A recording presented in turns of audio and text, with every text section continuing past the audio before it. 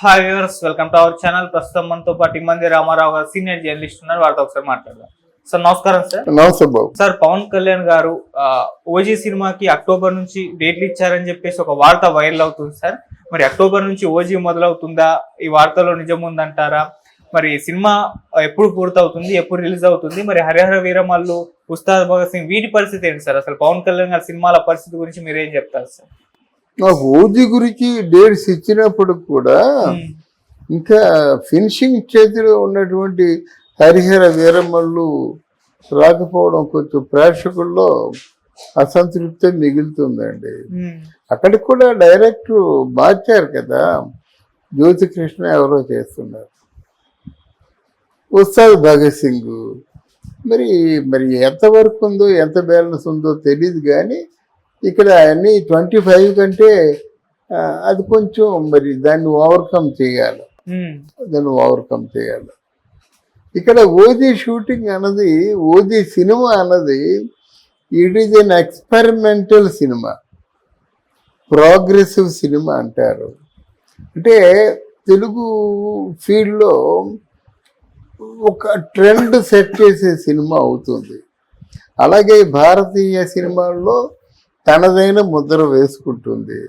తనకు ఆస్కార్ వచ్చిన పెద్ద ఆశ్చర్యపోవాల్సిన అవసరం లేదు. అటువంటి సినిమాలకి ముందు డేట్లు ఇచ్చినప్పుడు కూడా మిగతా సినిమాలకు కూడా వాళ్ళ పోస్ట్ ప్రొడక్షన్ వర్క్ ఎంతో ఉంటుంది కదా. వాళ్ళ సినిమా పోస్ట్ ప్రొడక్షన్ చేస్తుండగా మిగతా చేయొచ్చు కదా. ఈయన ఇప్పుడు ఏం చేస్తున్నాడంటే తన తాలూకు శాఖలన్నిటికి కూడా కలెక్టర్లకి బాధ్యతలు అప్పగించేస్తున్నాడు.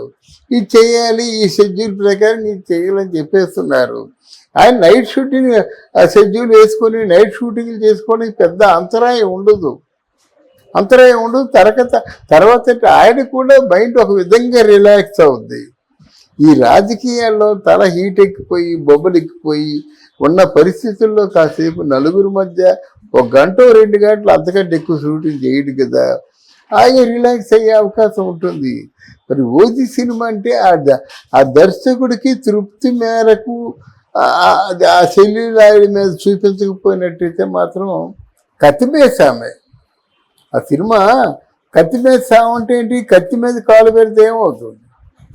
కోసుకుపోతుంది. అంటే కాలు కోసుకోపోకుండా అంత బ్యాలెన్స్తో సినిమాని చేయాలన్నమాట. కనుక ఓజీ సినిమాని పూర్తి చేయడం అన్నది ఆయన ముందే చెప్పాడు, ఈ మధ్య ఎప్పుడో చెప్పాడు. ఒక సినిమాకి మాత్రం నేను డేట్స్ ఇస్తున్నాను, 20 days ఇస్తున్నాను నేను అని చెప్పాడు. ఆ 20 daysలో పూర్తయిపోతుంది. 20 daysలో పూర్తయిపోవడానికి ఆ నెక్స్ట్ కూడా మిగతా సినిమాలకు కూడా అలా ప్లాన్ చేసుకుంటే బాగుంటుంది. ఆ ప్లానింగ్ చూసుకోవడానికి నాగబాబు గారు ఉంటారు. ఆయనకి ఏదైనా పోస్ట్ ఇవ్వరంత వరకును, ఎందుకంటే ఆయన ఇంకేం చేయలేడు కదా. ఆ ప్లానింగ్ చూసుకోవాలంటే నాగబాబు ఉంటాడు. మిగతా ఆ కాంబినేషన్ కూడా డేట్స్ ఇవన్నీ ఎలాగుంటాయంటే బాబు, ఈయన దిస్ ఈజ్ పవన్ కళ్యాణ్ కాబట్టి డేట్స్ ఇస్తారు, లేకపోతే మీ డేట్స్ ఎప్పుడో అయిపోయాయి బాబు. మళ్ళీ తిరిగి రీరెమ్యూనరేషన్ కోసం వాళ్ళు డిమాండ్ చేస్తారన్నమాట. మేము అలాగే మీ సినిమాలు చేస్తున్నప్పుడు if it is Dasari Narayana Rao garu ఎప్పుడో తీసే సినిమాకైనా ఫోన్ ఇలా చేస్తే తెల్లారుజామున పరిగెత్తుకొని రావడమే అలా ఉంటుందన్నమాట. ఆ విధమైనటువంటి సౌకర్యాలన్నీ కూడా పవన్ కళ్యాణ్ గారి వాళ్ళు ఉంటాయి. అందువల్ల ఓజీ సినిమా మీదే ఆయన దృష్టి పెట్టాడు, ఓజీ సినిమా చేస్తున్నాడు. చేసినంత మాత్రంలో ఆయన పరిపాలనకి ఏమి మాత్రం డోకా ఉండదు. మంచి కలెక్టర్లు పెట్టుకున్నాడు, తీసుకున్నాడు. అంటే సార్, ముందు ఓజీ వచ్చే తర్వాత హరిహర వీరమల్లు, తర్వాత ఉస్తాద్ భగత్ సింగ్, ఇదేనా సార్ లైన్? లేకుంటే ఓజీ కంటే ముందు హరిహర వీరమల్లు వచ్చే ఛాన్స్ ఏమన్నా ఉందంటారా? ఎందుకంటే అది సినిమా ఎప్పుడో స్టార్ట్ అయ్యింది. నేను చెప్పింది అదే, హరిహర వీరమల్లులో కొంత ప్యాచ్ వర్క్ ఉంది. అవును, అది చేసేస్తే సినిమా రెడీ అయిపోతుంది. ఆ రిలీజ్ అయితే ఆ సినిమా పవన్ కళ్యాణ్ గారి తాలూకు ఇమేజ్ని 10 పెంచుతుంది. అది ఒక చాలా మంచి కథ అది. కనుక నేను ఇంకొక విషయం కూడా చెప్తున్నాను. అన్నయ్య సైరా నరసింహారెడ్డి సినిమా తీసి దెబ్బతిన్నాడు కదా, దాని బదులుగా హరిహర వీరమల్లు సినిమాతో పవన్ కళ్యాణ్ 10 ఎదుగుతాడు అన్నమాట. అది అందువల్ల హరిహర వీరమల్లుని ముందు ఉంచుకోవడం మంచిది, వాళ్ళకి ఆయన ఆలోచించడం మంచిది. తర్వాత ఏంటంటే ఓది అంటే మరి అప్పుడు ఇప్పట్లో అయ్యేది కాదు. అది తీసేది సగం అంటే కొంత కెమెరాతో చేస్తారు, కొంత గ్రాఫిక్స్తో చేస్తారు. ఆ గ్రాఫిక్స్తో చేసే వరకు మీరు అనుకున్నంత స్పీడ్గా చేయమంటే వాళ్ళు చేయరు. వాళ్ళకి పవన్ కళ్యాణ్ అయినా ఒకటే, లేకపోతే చిన్న యాక్టర్ రాజతరుణ్ అయినా ఒకటే, ఎఫెక్ట్ బాగా రావాలి. సరే, 3 సినిమాల తర్వాత మళ్ళీ ఇంకా పవన్ కళ్యాణ్ గారు ఏమైనా తీసుకుంటున్నారు కదా, మళ్ళీ అదే కదా శుభకరం. ఆయన తాలూకు ఫ్యాన్స్ అందరికీ ఒక సంతోషకరమైన వార్త ఏంటంటే మళ్ళీ పవన్ కళ్యాణ్ సినిమా తీస్తున్నాడు. అది సోషల్ సినిమా, అది త్రివిక్రమ్ శ్రీనివాస్తో ఉంటుంది. అంటే ఇది ఎప్పుడు స్టార్ట్ అవుతుంది సార్? 5 సంవత్సరాలు కంప్లీట్ అయిన తర్వాత మొదలవుతుందా, లేకుంటే ఆయన డిప్యూటీ సీఎం గా ఉన్నప్పుడే ఈ సినిమా రిలీజ్ చూడొచ్చు? లేదండి బాబు, 25th సినిమా మొదలైపోతుందండి. ఎందుకంటే వాళ్ళు సినిమా లేకపోయినా ఇద్దరు కలిసే ఉంటున్నారు.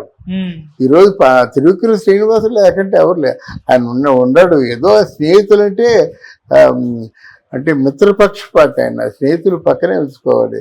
కాదంటే తన బెడ్రూమ్లో ఎక్కడో పడుకుంటాడు ఆయన, ఇన్ని కబుర్లు చెప్తాడు. ఆయనకి అదే రిలాక్స్ కదా. కొత్త ప్రపంచం సమర్థవంతంగా నిర్వహిస్తున్నాడు. తర్వాత ఈయనకి కొన్ని ఈయనకి అనుకుని చేయలేకపోతున్నాడు. చంద్రబాబు అనుకుని చేస్తున్నాడు. 60,000 కోట్ల నిధులు ఏంటండి మచిలీపట్నానికి, 1,00,000 కోట్ల నిధులు ఏంటండి భోగాపురానికి. మళ్ళీ కొత్తగా నిన్న 75,000 crores పరిశ్రమలు వస్తున్నాయి. డెమాన్స్ట్రేషన్ చేసి చూపించారన్నమాట. ఆ పరిశ్రమలు రాబోతున్నాయి ఇక్కడికి. ఆంధ్రదేశంలో స్థలం ఏమి లేదు. వీళ్ళు కబ్జాలు చేసిన స్థలాన్ని లాక్కోవడం తప్ప ఎక్కడ స్థలం మిగలేదు కదా. 4,000 ఎకరాల చొప్పున కబ్జా చేస్తుంటే ఏం మిగులుతుందండి? అవును సార్. మరి హరిహర వీరమల్లు పార్ట్ 2 పరిస్థితి ఏంటి సార్? అది అసలు ఎందుకంటే పార్ట్ 1 రిలీజ్ అవ్వాలి, ఆ తర్వాత పార్ట్ 2 గురించి ఆలోచించాలి. మరి పార్ట్ 2 వస్తుందా రాదని ఒక డౌట్ అయితే అందరూ. పార్ట్ 2 రాదండి. మీ పార్ట్ 2 అనేది మీకు అది భ్రమ అండి. అది కానీ ఆల్రెడీ అనౌన్స్ చేస్తారు కదా సార్. వాళ్ళకి ఉంటుంది. ఇప్పుడు దేవరా 2 అన్నారు. ఎంత చిర్రమ్మ వాళ్ళు ఎన్ని చికాకులు అనుభవిస్తున్నారు మీకేం తెలుసు. కల్కి 2 అన్నారు, చేయమని చెప్పండి, వస్తుంది కదా సార్. అది కాదండి. వెన్ కంపేర్ టు కల్కి 1, కల్కి 2 రాదండి. ఏంటనుకుంటారు? వాళ్ళ డైరెక్టర్ లో ఉన్న మొత్తం స్టఫ్ అంతా 1లో పెట్టేస్తాడు. అంటే ఆల్రెడీ 60% కంప్లీట్ అయిపోయిందని ప్రొడ్యూసర్ చెప్పారు కదా సార్. చెప్పారండి. చెప్పింది కాదని చెప్పను నేను. దానికి కొత్త సినిమాలకి ఇస్తాడా ఛాన్సు, సగం ఆగిపోయిన సినిమాలకి ఇస్తారండి. ఆ సినిమా హరిహర వీరమల్లు రిలీజ్ అయితే చాలండి. అందుకేం చెప్తారంటే అది 2 parts తీస్తున్నామని ఆ సినిమాకి అయినటువంటి అమౌంట్ని 2 అమౌంట్లుగా వాళ్ళు పొందగలుగుతారన్నమాట. 500 కోట్లు అయింది అనుకోండి ఫర్ ఎగ్జాంపుల్. వీళ్ళు 1,000 కోట్లు చెప్పారనుకోండి. ఫర్ ఎగ్జాంపుల్ చెప్తున్నాను, బాహుబలి ఉంది, మొత్తం తీశారు. మొదటేమో 250 కోట్లు, 350 కోట్లు, 400 కోట్లు అన్నారు. అది 10 ఆల్మోస్ట్ 1,000 కోట్లు, 1,200 కోట్లు ఖర్చు అయింది. మళ్ళీ అప్పుడు తీసేసిన దాన్ని ఏదో మొత్తం పేద వరకు చేసి పార్ట్ 2 అన్నారు. మళ్ళీ అదే 500 కోట్ల రూపాయలు పెట్టుబడి చూపించారు, లాభాలు పొందారు. అర్థమైందా? అందువల్ల అయితే బాహుబలి ప్రొడ్యూసరు తాలూకు ఒక చిన్న అంటే దాన్ని ఏమంటారు, ఆయన తాలూకు ఒక మాట ఏంటంటే, ఇంత బాహుబలి చేసినప్పుడు కూడా మీరు ఆశించిన లాభాలు రాలేదండి అని చెప్పాడు ఆయన. అది ఆయన తాలూకు విచారం వ్యక్తపరిచాడు. అలాగే పార్ట్ 2 అని తీయడం ఏదో ఆ పెట్టుబడిగా టర్న్ చేసుకోవడానికి తప్ప